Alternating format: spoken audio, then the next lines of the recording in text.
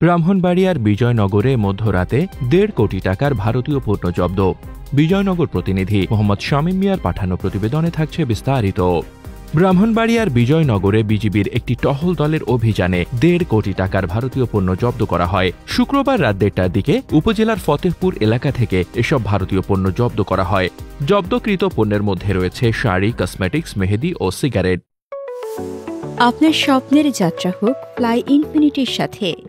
BGB Sarail ব্যাটালিয়নের অধিনায়ক lieutenant colonel Farah Mohammad Imtiaz বিষয়টি নিশ্চিত করে জানান, গোপন সংবাদের ভিত্তিতে রাত ১.৫টার দিকে অভিযান পরিচালনা করা হয়। অভিযানে ৮০০ পিস কাতান শাড়ি, ৮৩১২ পিস কসমেটিক্স, ১৪৪০ পিস মেহেদি, ১১২০ পিস সিগারেট জব্দ করা হয়।